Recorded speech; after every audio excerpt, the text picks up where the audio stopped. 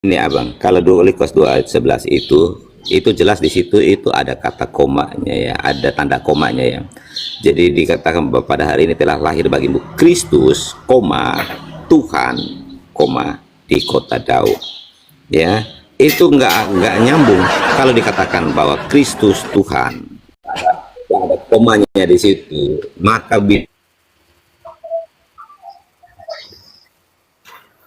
bisa diartikan bahwa ya dia yang putus dia Kak Nora. urat itu, tetapi di situ yang Jaringan dia Pak De. urat ya, Jaringan aja tidak mendukung dia untuk menjawab. ketika Jaringanmu tidak mendukung kau untuk menjawab. Sebentar. Kau punya apa? 4 kali lah jaringan aja tidak suka dengan jawabanmu. Olah. udah dengar belum? Udah clear? Kau punya suara kedengaran. Udah clear ya? Putus kondom. Lanjut. Lanjut.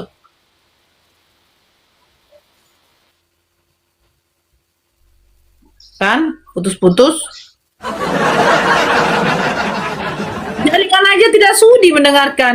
Jaringan pun tak sudi suaramu, apalagi TikTok. Udah jelas. Udah lanjut. Ya, baik. Ya. Jadi Bang Bible bahwa di Lukas 2 ayat 11 itu clear ya, bahwa di situ ada tanda komanya. Kristus itu gelar Mesias ya, yang diurapi. Sementara di situ ada koma Tuhan, itu gelar Tuhan lahir Pak, Tuhan lahir. Sebentar Bang, sebentar Nah, ya. kan? Sebentar dulu, santai aja. Makanya Thomas, Sebentar, Lukas 2 ya. Sebentar, Ya. Kingdom, biar kita baca bagus-bagus. Ini Pak De ini kurang apa? Kurang lengkap, Pak De. Harusnya begini cara bacanya ya, Pak De. Karena Pak De tidak memperhatikan ada di situ koma atau titik. Jadi saya bacakan deh, ya. Ya. coba dibaca ulang. Malakama loh ini, buat si Malakama ini, benar. Iya, dibaca ulang dulu. Iya, sabar. Iya, saya bacakan. Silakan. Lukas 2 nomor 11. Hari ini telah lahir bagimu juru selamat, koma, yaitu Kristus, koma, Tuhan, koma, di kota Daud, titik. Kata koma Gitu, di Bang, situ pun baik. udah nggak tepat itu Kak Nora. Mana coba? Tuhan koma. Koma itu kan untuk membedakan antara barang yang satu dengan yang lain. Ya Nah, kan? memang karena Jeruk, koma, nanas, koma. Itu baru betul tuh. Pak De nggak paham. Dengar ya, hari ini telah lahir bagimu juru selamat, koma. Juru selamatnya sudah koma. Yaitu Kristus, koma. Tuhan, koma. Berarti juru selamat dan Kristus beda kan? Karena di koma itu tadi kan. jadi juru selamat. Oke, sebentar Pak. Abang, sebentar Bang. Jadi telah lahir juru selamat, koma, Kristus. Kristus itu gelar yang dimiliki oleh Yesus. Artinya yang diurapi. Karena dia datang sebagai raja. Ya. Koma, Tuhan. Itu gelar juga yang dimiliki oleh Yesus. Ya, di kota Daud. Parah Pak. Nah, Intinya makanya di Abang sini Pak ya, Anda mengakui Tuhan lahir, intinya itu kan. gini Abang, coba baca lagi Matius 16 ayat 18 kan orang. Kau yang baca. Enggak, itu dijawab dulu dong. Ya, kan Berarti kakak Anda punya dua mengakui Tuhan itu dilahirkan, begitu kan? Ya, sebentar dulu. Udah. Coba Kenapa baca nggak berani Matius jawab, 16 nih? ayat 18. Coba itu dijawab dulu lah Pak, sebelum kita kemana-mana dijawab dulu lah. Apakah Anda Oh, boleh. mengakui Tuhan Oke. dilahirkan? Iya, kemanusiaannya dilahirkan. Ini Tuhan ini di sini bukan kemanusiaan Pak. Kemanusiaan. Ini Tuhan loh. Ya, karena Tuhan itu kan gelar. Tuhan itu kan gelar. Yang dilahirkan manusia atau Tuhan? Manusia yang bergelar Tuhan. Oh, manusia bergelar Tuhan. Padahal di dalam kitab Bilangan 23, Bilangan 19 ayat 23, Tuhan bukan manusia. Ya. Tuhan bukan anak Lanjut. manusia, artinya Tuhan tidak dilahirkan. Oke, jangan hanya ambil kalimat Tuhan bukan manusia, Tuhan bukan anak manusia. Selanjutnya apa? Tuhan bukan manusia. Sehingga ia berbohong, berdusta. Kan di situ ada kelanjutannya, Bang. Nah, Ah. iya. Coba Berdusta, Abang lah. bacakan sekali lagi. Coba Iya, Abang bacakan tinggal sekali lagi. Tuhan tidak mungkin berdusta, makanya nggak bisa jadi manusia Iya. dia. Nah, betul itu. Makanya itu berbicara tentang sifat manusia yang suka berdusta. Karena Makanya selama Tuhan- dia, Pak Kingdom, selama dia masih bergelar manusia, pasti ada bohongnya. Makanya Tuhan bukan manusia. Iya. Makanya itu berbicara tentang sifat-sifat. Makanya ketika Yesus juga datang sebagai manusia, dia berkata kepada orang-orang ahli-ahli Taurat, ya, siapa yang bisa membuktikan bahwa saya berbuat dosa? Tidak ada. Gampang. Kalau saya bisa. Apa dosanya Yesus? Ya minta sama Iblis. Kan. Hah? Menipu iblis, menipu muridnya. Nah, Oke, di mana menipu ibu menipu muridnya? Yesus berkata begini dalam Matius 4 ayat 10. Nyala iblis. Iblis ya yang dibilang di sini iblis ya. Mm-mm. Nyala iblis. Sebab ada tertulis. Engkau harus menyembah Tuhan Allahmu dan hanya kepadanya saja engkau berbakti. Coba Itu carikan Matius di mana 4 ayat 7. ayat 10. Ayat 10. Oh, ayat 10. Ya. Nah, coba Terus? carikan ada tulisan di dalam kitab Perjanjian Lama, iblis disuruh nyembah Tuhan. Ayo Iblis carikan. Ada iblis perintah disuruh- Tuhan oke. kepada iblis untuk menyembahnya. Oke. Pasti Ya. ada, makanya Yesus mengutip ayat-ayat itu. Tenang dulu, udah. Oke, sebentar ya. Jangan sampai kau koma ya. Itu udah bohong itu. Itu satu. Yang kedua, Pak. Lukas 24 ayat 46. Ini menipu para murid nih. Ya. Harus ada tertulis demikian. Ya, Mesias harus menderita, mati dan bangkit dari antara orang mati pada hari yang ketiga. Ya. Coba carikan di dalam kitab Taurat, kitab para nabi dan kitab Mazmur. Di mana ada tulisan Mesias harus menderita, Dan mati, bangkit dari antara orang mati pada hari yang ketiga. Kalau tidak ada, Baik. bohong nih Yesus nih. Ya. Jadi nubuatan tentang penderitaannya Yesus itu Tenggelam aja dulu, di sini tenggelam dulu. Mari tenggelam dulu. sebentar. Disuruh cari Penderita- datanya. Ada di Yesaya 53. Di mana? Coba, Pak. Itu tentang penderitaannya, dan Hosea 6 ayat 2. Kalau tertulis itu apa sih Pak? Kalau Anda mengutip, itu Yaitu menafsir nubuatan nanti. Yesus merangkum semua nubuatan-nubuatan itu tentang kematiannya, tentang penderitaannya, bahwa dia akan mati dan bangkit pada hari yang ketiga. Itu di Tertulis Hosea itu Pak, menubuatkan sudah tentang ditulis. kematiannya. Nih saya kasih contoh nih. Penderitaannya itu Pak, di Pak Kingdom. Yesaya, Ini kita nggak di berbicara Mazmur tentang juga. Sebentar, nubuat, kontrol. tapi bentar. Ini saya kasih contoh deh biar Anda paham gitu. Iblis juga berkata kepada Yesus, ada Ya. tertulis tentang engkau. Malaikat akan datang menatang engkau di atas tangannya supaya kakimu jangan terantuk kepada batu. Itu ada Ya. tulisan semacam itu di Mazmur 91 ayat 11-12. Ya. Bunyinya persis. Jadi kalau kita berbicara tentang tulisan, itu bunyinya harus persis. Tidak boleh tidak. Lanjut ngomong aja. Karena- aja ya. Atau tertulis artinya itu sudah ditulis atau termaktub. Tidak bisa dikatakan ada tertulis, tapi nggak ada tertulis. Ya, itu nggak bisa. Ada tertulis artinya sudah ditulis. Bukan tersirat. Tersirat itu penafsiran Yesaya 53. Ditafsir itu. harus ada tulisan dengan jelas. Bunyinya harus seperti itu baru. Makanya saya bawakan apa yang dikatakan iblis tentang Yesus. Ada tertulis tentang engkau. Malaikat akan datang menatang engkau di atas tangannya supaya kakimu jangan terantuk pada batu. Betul Kak Nora? Coba tengok Kak Nora. Mazmur 91 ayat 11-12. Sama enggak itu? Mazmur 91 nomor 11-12.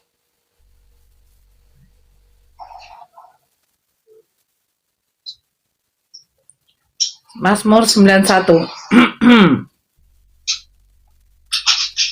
11 ya, dari 11 ya Pak D. Sebab Ya. malaikat-malaikatnya akan diperintahkan kepada, mana nih dia lagi nih. Sebab malaikat-malaikatnya akan diperintahkannya kepadamu untuk menjaga engkau di segala jalanmu. Mereka akan menatang engkau di atas tangannya supaya kakimu jangan terantuk kepada batu. Betul ya? Betul. Itu dia. Jadi tulisannya ada, yang dicatat ada. Nah, kalau dia membawa Yesaya 53 itu nanti jatuhnya ke penafsiran atau tersirat, bukan tersurat di situ. Gitu loh, kawan. Jadi dari sini saja ya, jelas sekali Yesus pernah berbohong. Kalau dia pernah berbohong, maka dia berdosa. Makanya di dalam kitab Bilangan 23 ayat 19, Tuhan itu mustahil manusia, mustahil anak manusia. Karena kalau dia itu manusia, dia anak manusia, tetap saja ada potensi berbohong. Begitu kawan-kawan.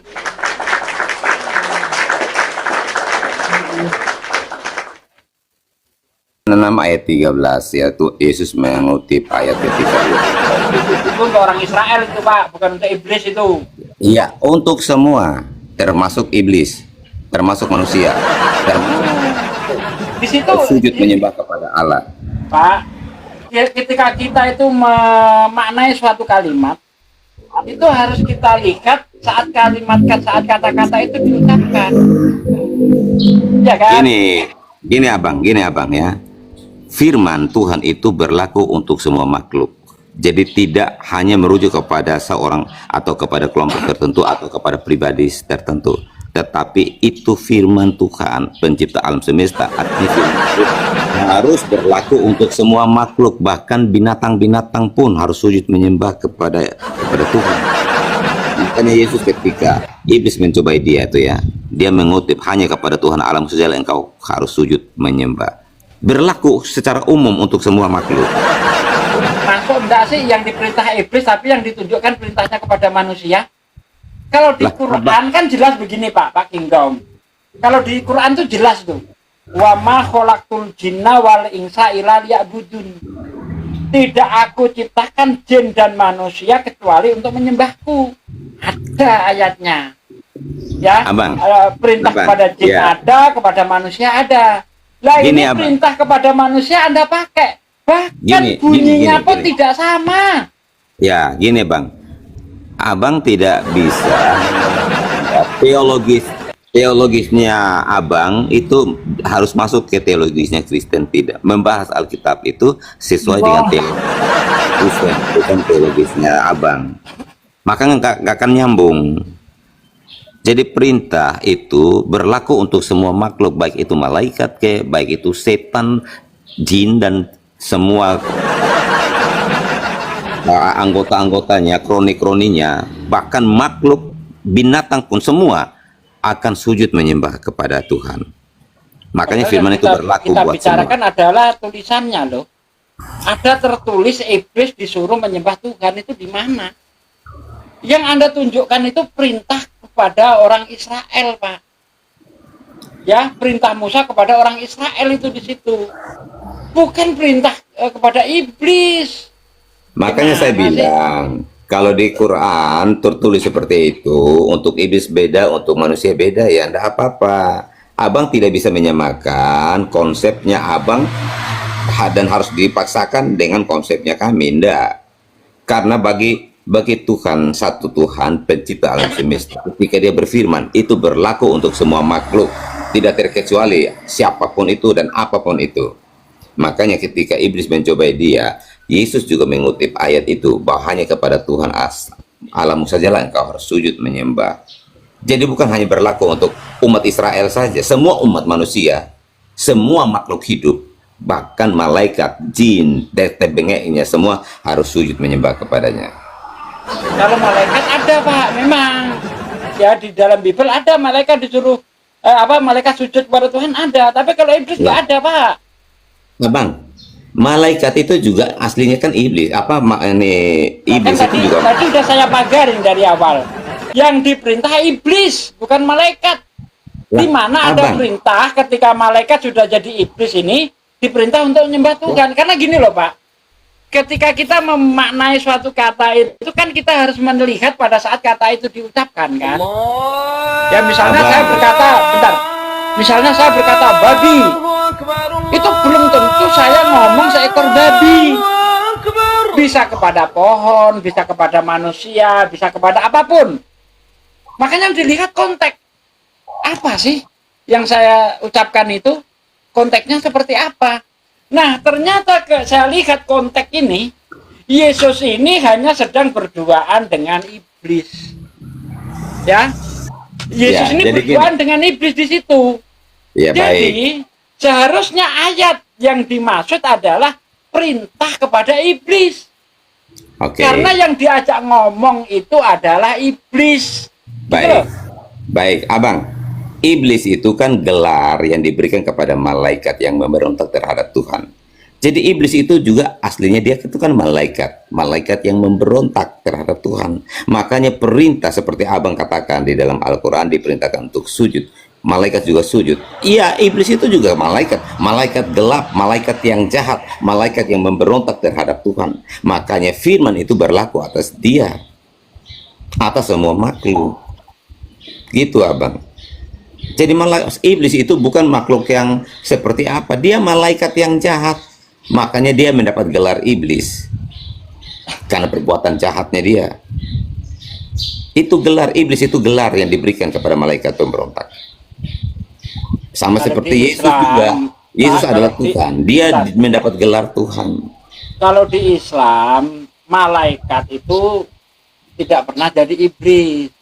Karena jelas di Al-Quran dikatakan iblis itu dari golongan jin, bukan dari golongan malaikat. Malaikat itu tercipta dari cahaya, jin itu tercipta dari api. Makanya dia mengatakan aku tercipta dari api. Ya. Ya, enggak apa-apa. Abang, Gitu loh. saya respect. Itu saya beda itu Pak, beda. Ya, Makanya jangan enggak apa-apa. disama-samain. Enggak apa-apa abangku, enggak apa-apa abangku. Saya respect dengan apa yang tertulis di kitabnya abang dan menjadi keimanannya abang. Saya respect itu, saya menghargai itu. Tetapi kami umat Kristen, bahwa malaikat itu Tuhan menciptakan pertama hanya malaikat ya. Sebelum menciptakan segala sesuatu dia menciptakan malaikat. Nah, ketika malaikat ini yang adalah tangan kanannya Tuhan, dia itu memberontak terhadap Tuhan karena ia memiliki sedikit kuasa. Dia bisa menyemai Tuhan, makanya dia memberontak terhadap Tuhan. Nah, karena pemberontakan itulah dia dibuang ke bumi. Dan dia tinggalnya di mana? Tinggalnya di di lubang-lubang batu dan di goa-goa gelap. Itu tempat tinggalnya iblis. Nah, iblis ini Ya. dia Jadi kalau kita membawa lihat dari tiga Pak, nggak usah kemana-mana perempat dulu dong. dari penghuni surga. Jadi kalau kita lihat konteks ya, karena saya selalu memakai latar belakang atau kronologi saat itu di kata-kata itu dikatakan gitu kan. Misalnya kita memahami ayat Quran itu juga nggak bisa lepas dari yang namanya kronologi atau dalam bahasa Arabnya itu asbabun nuzul. Ya, sebab musabab perkataan itu terucap gitu loh. Nah, ini yang saya lihat ketika Yesus ini menyuruh menyuruh iblis untuk menyembah Tuhan karena iblis ini minta disembah. Gitu loh. Betul. Iblis ini kan minta disembah. Sujud Betul. engkau kepadaku niscaya akan aku berikan Betul. ya segala kerajaan yang ada di dunia ini, sebab segala kuasa dan kemuliaannya telah diberikan kepadaku dan aku berhak memberikan kepada siapa yang kukehendaki. Nah, dijawab oleh Yesus. Kalau boleh saya pakai kata-kata saya, hai iblis, kau ini bukan Tuhan, kau itu tidak berhak disembah. Tapi yang benar adalah kau yang disuruh nyembah Tuhan. Kan begitu Nah. kan? Oke, Abang, logikanya Bang ya. Ini kita diskusi santai aja, logikanya Abang. Kan waktu di padang gurun itu kan yang dicobai iblis itu Yesus, iya Betul. kan? Betul kan? Seharusnya kalau Yesus itu bukan Tuhan, dia nggak perlu melawan iblis melalui memakai firman Tuhan. Iya kan? Logikanya. Karena begini, contoh gini, abang sedang mencobai saya, ya. Lalu saya mengambil satu kalimat ke pembelaan ke sumbernya bukan dari saya, pasti abang akan terus menuduh saya. Memang ada tertulis seperti itu, tetapi kamu siapa? Iya kan? Abang akan tetap mengejar saya. Kamu siapa? Jadi kamu memakai ayat itu. Kenapa kamu membela diri pakai ayat itu? Itu kan sebenarnya kan nggak berlaku untuk kamu. Nah, di sini saja seharusnya kita sudah tahu bahwa Yesus itu adalah Tuhan. Karena yang dicobai itu adalah Yesus. Kenapa Yesus? Kita. Ada tertulis seperti ini, ada tertulis seperti ini. Anda mengatakan di situ Yesus Tuhan. Kalau Yesus itu di situ Tuhan, seharusnya perkataan Yesus nyala iblis sebab ada tertulis engkau harus menyembahku. Bukan menyembah dia. Itu di situ nyala iblis sebab ada tertulis engkau harus menyembah.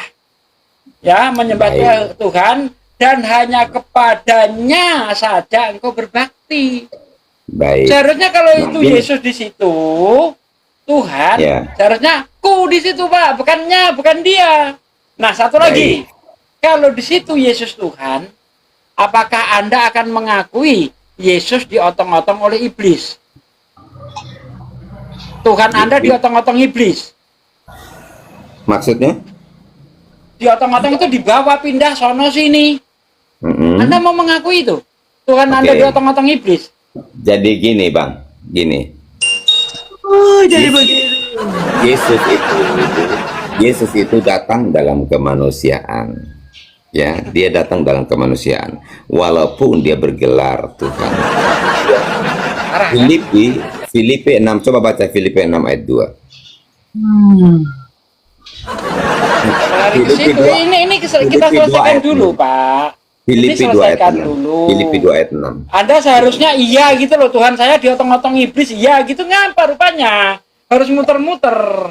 Kan Anda tadi dengan jelas, Anda dengan jelas dan tegas. Ia dibawa, ya setelah dia di padang gurun, ia dibawa ke bait Allah, ia dibawa ke puncak gunung untuk mencobai dia. Terus persoalannya apa? Apakah Anda mengakui bahwa Tuhan Anda pernah dibawa-bawa iblis?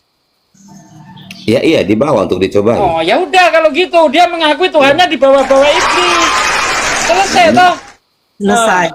Selesai. Gitu loh. Jadi lemah banget Tuhannya sampai bisa dibawa iblis. Nah, boleh nggak saya bicara?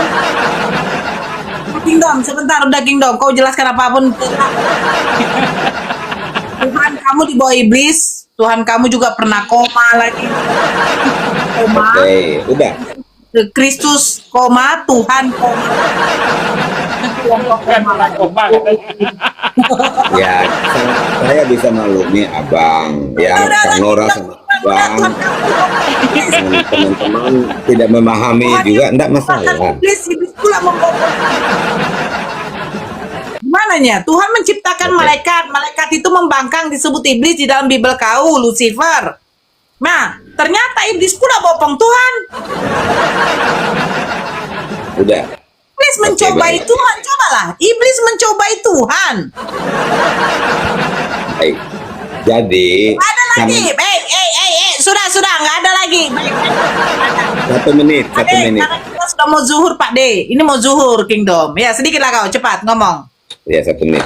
Jadi bicara tentang kemanusiaannya Yesus dicobai, karena Yesus itu adalah gambaran Adam kedua, ya. Adam pertama Ketika Tuhan ciptakan, iblis mencobai dia juga, tetapi Adam pertama gagal. Makanya ketika Yesus adalah gambaran Adam kedua, Sejak dia kapan iblis mencobai Adam? Itu bukan mencobai namanya. Itu membisikkan, membujuk. Bedakan mencobai. ya, iya kan mencobai Adam dengan apakah dia taat tidak dengan firman Tuhan? Ya kan dia menguji Adam. Apakah Adam akan taat dengan firman Tuhan atau enggak? Ternyata Adam enggak taat. Adam gagal. Makanya Yesus yang adalah gambaran Adam kedua. Dia juga harus melewati fase itu. Ia juga harus diuji. Kira-kira taat tidak kepada perkataan iblis? Ternyata iblis. Udah. Oke. I love you Kanora. I love you. I love you Bang Bible. I love you netizen all. Ya. Gila kau. Adam itu bisa dicobai iblis karena posisi Adam waktu itu masih bego dia. Makanya disuruh makan buah pengetahuan biar pintar. Iya. Posisi Adam itu masih bego dia di situ. Coba kalau posisi Yesus seperti Adam juga bego gitu, ya, karena tidak bisa membedakan yang baik dan yang buruk, ya pasti bisa. Itu loh. Gini Bang ya. Adam tidak melakukan fungsinya dengan benar karena Tuhan sudah mengangkat dia menjadi penguasa atas alam semesta. Bagaimana dia mau menjalankan fungsinya? Fungsinya belum ditaruh di kepala Adam, Pak. Lah, kan sudah diperintahkan beranak cucu. Pengetahuan baik dan buruk itu Bertambah masih banyak ada lah. di buah, Pak. Anak cucu itu setelah dia makan buah. Iya. Adam itu sebelum makan buah itu masih bego dia. Dalam keadaan telanjang, tidak tahu baik dan buruk.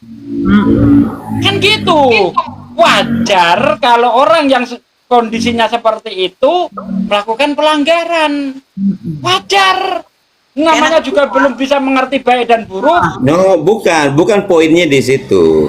Poinnya di situ adalah Bentar, Pak Kingdom, bentar. Karena free Kalau will. posisi Yesus seperti Adam, tidak tahu baik dan buruk, pasti bisa juga digoda oleh iblis.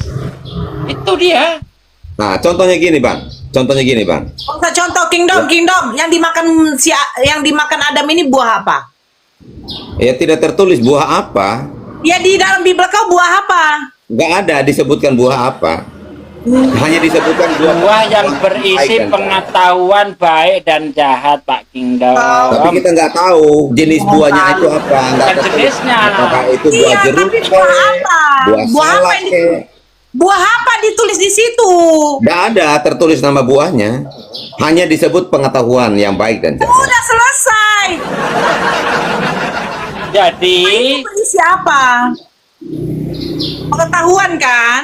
Jadi karena pengetahuan baik dan yang jahat itu masih ada di buah itu, maka kondisinya Adam waktu itu masih longor. Kan gitu.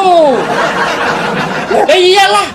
Coba tidak tahu baik dan buruk dalam keadaan telanjang. Kalau bukan longor apa namanya? Botol. Bedakan di Islam, Pak. Kalau di Islam, ya ketika Adam makan buah itu, ya justru menyebabkan dia telanjang, jatuh kepada kehinaan. Sebelum makan buah kondisinya Adam itu sempurna, bahkan bisa menyebutkan nama buah-buah dan sebagainya. Sudah bisa membedakan baik dan buruk. Bentar ya, sudah bisa membedakan baik dan buruk dan dalam keadaan berpakaian dengan sempurna. Maka setelah Adam itu makan buah, maka dia pakaiannya itu musnah terlepas. Itu di Islam. Oke, baik. Abang, apakah ketika Adam sebelum makan buah itu mereka berpakaian? Kalau menurut Bible tidak. Menurut Bible tidak berpakaian. Menurut abang. Menurut Quran berpakaian. Pakaian apa? Apa yang dipakai? Jenis apa? Mengenai pakaiannya apa itu saya nggak tahu. Tapi di situ dikatakan berpakaian. Ya, saya tidak mau mengada-ada yang tidak jelas. Pak Kingdom itu berpakaian waktu tidur. Pakaiannya apa? Saya nggak tahu. Tapi kalau sudah dikatakan berpakaian berarti dia menutup auratnya. Ya. Itu intinya. Jadi gini bang, jadi Bukan gini pakai bang. jas ya, Kingdom. Ya. Bukan. Jadi Bukan gini. pakai jas. Terus Gini. terus Hawa bukan pakai kebaya. Ya. Ya. Jadi gini bang, Kanora. Ketika Tuhan menciptakan Adam dan Hawa, mereka itu masih telanjang semua, ya. Ngawur. Yang lah, memang mereka semua telanjang kok sebelum makan buah itu. Bisa nggak Tetapi kau setelah buktikan di Al-Quran makan mereka buah, telanjang? Itu menurut Bibelmu atau tidak? nah sekarang gini, kira-kira yang Adam dan Hawa pakai pakaian menurut Jangan kira-kira, saya nggak mau. Bibel Al-Quran kami bukan kitab kira-kira. Di Oke. dalam Bibel Nah, kau, berarti sebentar dulu Kingdom, ini biar enak. Di dalam Bibel kau itu dikatakan berbaju atau telanjang? Telanjang. telanjang. Telanjang. Di dalam Al-Quran dikatakan sama Pak D itu berbaju. Kau tanya lagi baju apa, di Al-Quran tidak dikatakan baju apa, tidak mungkin dikatakan oh bajunya baju kemeja, kan? Itu poin gak penting. Intinya ketika Nabi Adam itu dikatakan di dalam Al-Quran itu berbaju, menutup auratnya. Nah, sekarang yang mau kau jelaskan ini konteks di dalam Bibel atau di dalam Al-Quran. Kalau kau menentang yang di dalam Al-Quran berbaju, tunjukkan kalau di dalam Al-Quran itu tidak berbaju. Seperti itu.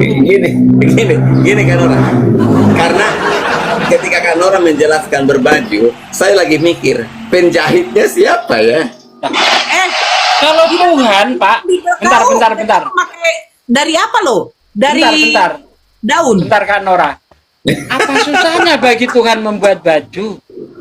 Apa susahnya? Ada binatang yang lahir pakai baju, ada keong. Apa susahnya sih? Iya kan? Kura-kura. Kura-kura berbaju Ya, dia. itu Apa binatang. susahnya? Naturnya Ini sudah hanya seperti gambaran itu. saja, Pak. Hanya gambaran saja. Oke. Kalau Tuhan mampu Itu intermezzo menciptakan aja. manusia, Jangan baperan. Tidak apa-apa, tidak apa-apa. Kalau Tuhan mampu menciptakan manusia tanpa ada apa-apa, tanpa perantara, apa susahnya sih Tuhan membuat pakaian untuk ciptaannya? Apa susahnya? Itu sudah di luar kekuasaan kita. Tapi yang penting di sini dia berbaju, menutup Menutup aurat. aurat. Begitu Itu Pak yang D. paling penting. Oke. Ya. Kalau Bapak bingung nanti kutanya kuntilanak itu pakai baju itu yang jahit siapa itu, dapat dari mana kuntilanak itu pakai baju merah itu? Aduh, kalau ngambil dari toko nggak ada orang kehilangan baju. Aku membayangkan waktu Adam diciptakan dia tidak pakai baju tuh di jalan-jalan di taman itu bagaimana? Hah? Enggak, kau Kingdom, kau dulu Kingdom. Kau tidak berbaju, maaf. Kau tidak berbaju ada di dua tempat. Bentar, Mbak Nora. Sebenarnya Pak Kingdom ini ya, Tuhannya aja berbaju loh. Terus baju dari mana tuh yang jahit siapa? Tuhan kan berbaju. Ya. Jubahnya seperti apa namanya, kilau apa itu? Kan jelas tuh. Di Ya. surga Yesus Jadi itu berjubah. baik. Itu Kingdom. bicara tentang kemuliaan. Kemuliaannya ya. Itu waktu Adam dengan Hawa memakan buah itu, mereka telanjang sampai mereka sembunyi, betul? Kenapa mereka sembunyi? Ya karena malu, takut. Nah, ini Tuhan kamu dilahirkan telanjang, bagaimana itu? Ya. Ampun.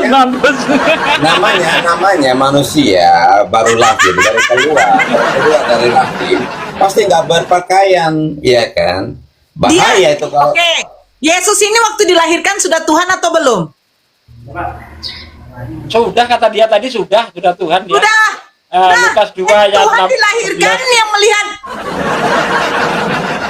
Adam sampai bersembunyi karena dia telanjang, malu dia ketemu Tuhan. Datang di Kristen, mengimani manusia jadi Tuhan, Tuhannya dilahirkan, Tuhannya telanjang, dilihat aurat. Ya itu kan namanya lahir. Nah, sudah mau dekatin zuhur semuanya. Nih, saya juga makanya saya bilang tadi kita sudah mau zuhur. Ya Pak De tutup, Pak De tutup. Ya, saudaraku sekalian, terima kasih saya ucapkan kepada Pak Kingdom yang sudah dialog dengan baik ya. Karena kita ketika dialog itu tidak perlu kita itu mengedepankan kebencian, tapi mari kita berdialog mengedepankan ilmu. Kita boleh dialog keras, tapi bukan berarti menghujat. Keras boleh silakan, tapi jangan menghujat. Karena di dalam Islam sendiri sangat jelas kita dilarang menghujat. Ya, sekiranya engkau berdebat dengan ahli kitab, maka dengan cara yang baik, yang bijaksana, kecuali terhadap orang-orang yang zalim di antara mereka. Nah, itu rambu-rambu di dalam Al-Quran ya. Nah, kemudian saya tidak lupa mengucapkan juga terima kasih kepada para netizen yang sudah melemparkan gift-nya kepada saya ya, yang telah percaya kepada saya, mengamanahkan gift-nya kepada saya, yang insya Allah